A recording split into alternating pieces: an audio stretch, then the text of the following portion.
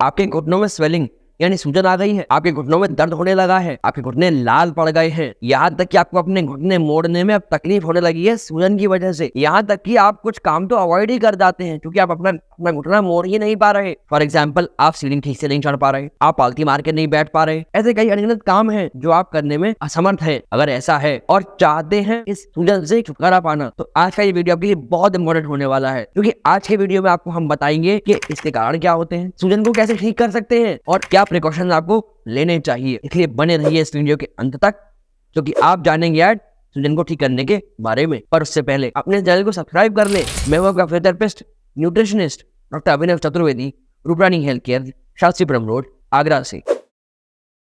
आपके लिए सबसे पहले ये जानना बहुत जरूरी है कि आपके घुटनों में सूजन आती क्यों है। सबसे पहली और सबसे बड़ी वजह जो आजकल हम देखते हैं वो है आपके घुटनों में से साइनोवियल फ्लूइड खत्म हो जाना। अब आप कहोगे सर फ्लूइड खत्म हो रहा है तो इससे हमारे घुटनों का क्या संबंध है? तो जब आपके घुटने में से साइनोवियल फ्लूइड खत्म हो जाएगा तो आपके घुटने में बढ़ जाएगा फ्रिक्शन। आप घुटने का मूवमेंट करते हैं तो वो साइनोवियल फ्लूइड ही होता है, वो ग्रीस ही होता है जो इन दोनों कार्टिलेजेस को आपस में फ्रिक्शन पैदा करने से बचाता है और एक स्मूथ मूवमेंट होता है, जिससे आपको मालूम ही नहीं पड़ता कि अब आपने अपने पैर को मोड़ा, आप चल लिए। तो जब ये फ्लूइड खत्म हो जाएगा तब यहाँ फ्रिक्शन पैदा होगा। जैसे कि आप देख पा रहे हैं, ये आपकी बोन है, फीमर, टिबिया। अभी ये जो आप ब्लू पार्ट देख रहे हैं, ये ब्लू है कार्टिलेज, ये है व्हाइट पार्ट मेनिस्कस, ये एक गद्दी होती है। तो जब फ्लूइड खत्म हो जाएगा तब यहाँ फ्रिक्शन पैदा होगा।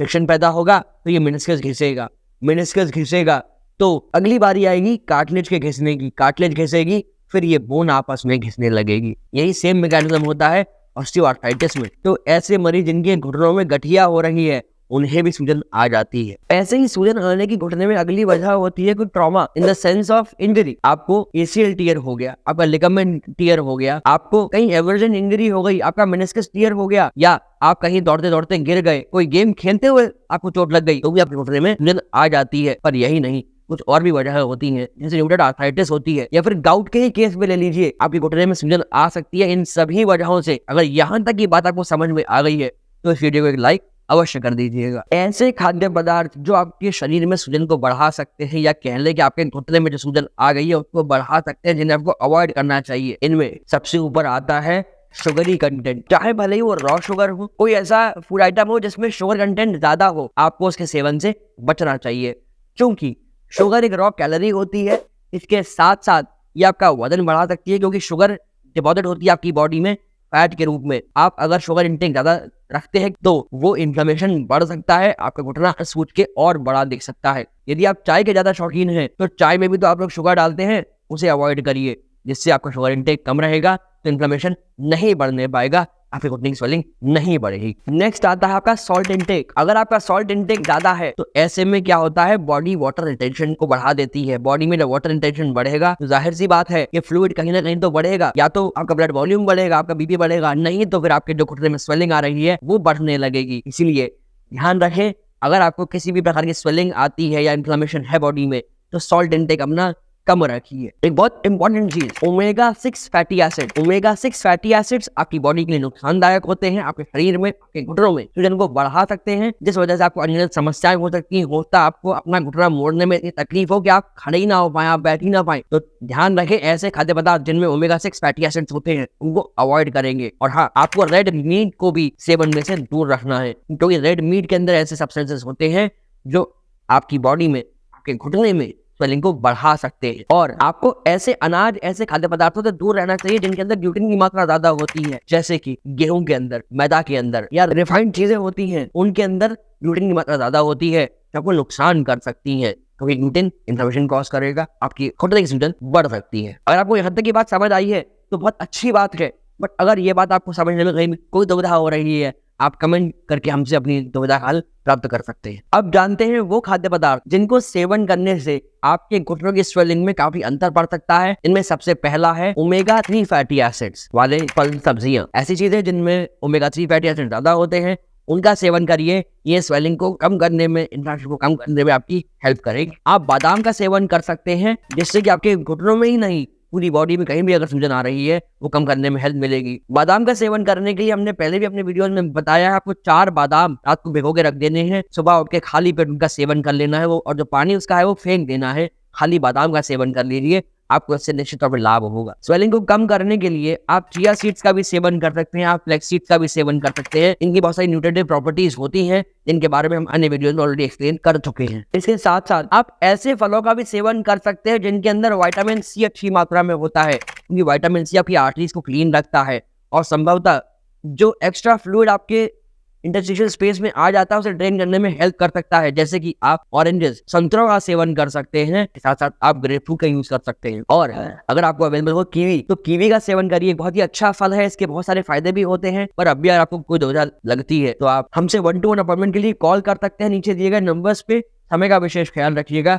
सोमवार से शनिवार सुबह 8 से शाम के 8 बजे तक के मध्य ही कॉल करें जिस तक की बात हो सके। यहाँ तक हम समझते हैं आपको बातें क्लियर हो गई होंगी आपकी डाइट को लेकर और कॉजेज को लेकर। पर अब जान लेते हैं बहुत ही इंपॉर्टेंट बात कि घुटनों की स्वेलिंग कैसे कम की जा सकती है किसी ट्रीटमेंट के द्वारा। तो इसमें सबसे इंपॉर्टेंट जो प्रोसीजर होता है उसमें सबसे पहले आता है रेस्ट। जब भी आपको कहीं स्वेलिंग आ रही है, स्पेशली घुटनों में स्वेलिंग आ रही है, तो आपको थोड़ा रेस्ट करना चाहिए जिससे कि आपकी घुटनों का ट्रॉमा और न बढ़े। अगर आपका ट्रॉमा बढ़ता है घुटनों का तो स्वेलिंग और बढ़ सकती है, इसलिए आपको थोड़ा रेस्ट करना चाहिए। इसके बाद अगर आपकी घुटनों की स्वेलिंग फ्रेश है तो उस पर थोड़ी आइसिंग करें। जैसे कि फॉर एग्जांपल आपको कोई इंजरी हुई, कोई ट्रॉमा हुआ, इस केस में आपको आइस अप्लाई करनी चाहिए, उससे आपके घुटनों की स्वेलिंग कम करने में बहुत फायदा मिलेगा। अर्थात आइसिंग कितनी देर करनी चाहिए हमें अपने घुटनों, तो आप लगभग 15 से 18 मिनट अपने घुटनों की आइसिंग करें।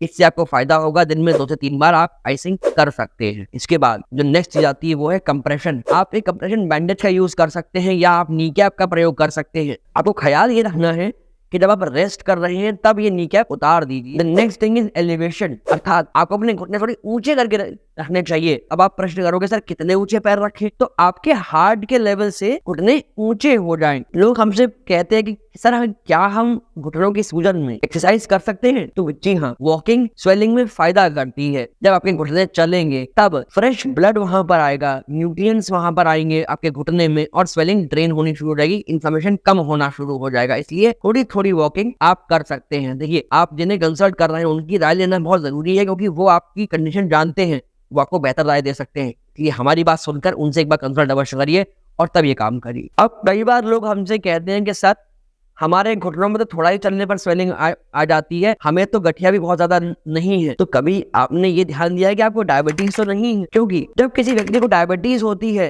तब उसकी बॉडी की फंक्शनिंग गड़बड़ा जाती है, इन्फ्लेमेशन बढ़ने लगते हैं बॉडी में, आपका रिस्पॉन्स टाइम कम हो जाता है, मेटाबॉलिज्म बिगड़ जाता है, जिस वजह से भी कई बार पैरों में स्वेलिंग आती है, घुटनों में भी स्वेलिंग आने लगती है। इसलिए बड़ा आवश्यक है कि आपकी डायबिटीज अगर आपको है तो वो भी कंट्रोल में बनी रहे। और इसके लिए क्या चीजें होती है, कैसे आप अपनी डायबिटीज को कंट्रोल में कर सकते हैं, ये जानने के लिए ये वाला वीडियो जाकर देखिएगा, जिसका लिंक हमने आइकन में ड्रॉप करा है। पहले ये वीडियो खत्म करिए फिर उसे जाकर देखिएगा। कई बार आपकी स्वेलिंग बहुत ज्यादा होती है या एक्यूट होती है, उस केस पे आप अपने डॉक्टर की सलाह से एंटी इन्फ्लेमेटरी ड्रग्स भी ले सकते हैं। ये थोड़े समय के लिए दिए जाते हैं तो सेफ होते हैं, इनका कोई बहुत विशेष नुकसान आपको नहीं होगा, इसलिए आप एंटी इन्फ्लेमेटरी ड्रग्स का भी सेवन कर सकते हैं। बट याद रखें, अपने डॉक्टर की सलाह के बाद ही इनका सेवन करिएगा, अपने आप से केमिस्ट शॉप पे जाकर इनको ना परचेज करिएगा। अब बात आती है इंपॉर्टेंट थी कि क्या आप प्रिकॉशनरी मेजर्स आप ले सकते हैं इन नी की स्वेलिंग से दूर रहने के लिए। तो इसमें सबसे पहला है स्ट्रेस। अपने घुटनों से स्ट्रेस को दूर करिए। आपको ये आइडेंटिफाई करना होगा कि किन किन पर्टिकुलर मूवमेंट्स को करने से आपको ये नी में स्वेलिंग आती है। आपको अपने वजन को नियंत्रण में रखने की बहुत जरूरत है, क्योंकि जब आपका वजन नियंत्रण में नहीं रहता तब आपके घुटनों पर दबाव बढ़ जाता है, फिर कार्टिलेज घिसती है, मेनिस्कस घिसती है, अल्टीमेटली बोन टकराती है, बोन घिसने लगती है, आपको गठिया की शिकायत होती है। और यही नहीं, ओबेसिटी की वजह से आपकी कमर में भी दर्द हो सकता है। तो कोशिश करिए कि आपका जो वेट है वो नियंत्रण में बना रहे। और हाँ, सबसे इंपॉर्टेंट चीज, अपने घुटनों की जो मसल्स है सभी की स्ट्रेंथ को डेवलप करिए, पावर को बढ़ाइए, जिससे कि आपके घुटने पे दबाव ना बने, स्ट्रेस ना बने, आपके घुटनों में स्वेलिंग ना आने पाए। और साथ में ये बहुत जरूरी है कि आप अपने फुटवेयर पर एक चेक रखें, सोल तो नहीं घिस रहा। अगर सोल घिस रहा है तो शूज को हटा दीजिए। इन्हीं सब जानकारियों के साथ हम आपसे विदा लेते हैं। पर आपको अगर ये सब चीजें अच्छी लगी हुई है, ये जो हमने आपको आज जानकारी दी है नी की स्वेलिंग के ऊपर, ये अच्छी लगी हो तो हर एक व्यक्ति तक, चाहे वो बड़ा हो, बच्चा हो, बूढ़ा हो, उन्हें शेयर करिए, जिससे उनके घुटनों में भी स्वेलिंग ना आने पाए। क्योंकि हमेशा ये ध्यान रखिएगा, prevention is always better than cure. समस्या को आने ही ना दीजिए, अगर आएगी तो आपको कष्ट करेगी। और ऐसे अच्छे कंटेंट को लगातार जानते रहने के लिए अपने चैनल को सब्सक्राइब अवश्य कर लें, जिससे फर्दर जब भी अगला वीडियो आपकी पब्लिश हो तो उसका नोटिफिकेशन आपको तुरंत से प्राप्त हो जाए। ऐसे कुछ खाद्य पदार्थ हैं जो आपके लिए पॉइजनस हो सकते हैं, आपको बहुत नुकसान पहुंचा सकते हैं। उन्हें जानने के लिए ये राइट वाला वीडियो जाकर देख लीजिए अभी। और ऐसे कई सारे खाद्य पदार्थ हैं जो आपकी बॉडी में विटामिन को बढ़ा सकते हैं, आपको ऊर्जावान बना सकते हैं। उन्हें जानने के लिए ये लेफ्ट वाली वीडियो को जाकर देख लीजिए, आपको सभी जानकारी प्राप्त हो सकती है। धन्यवाद।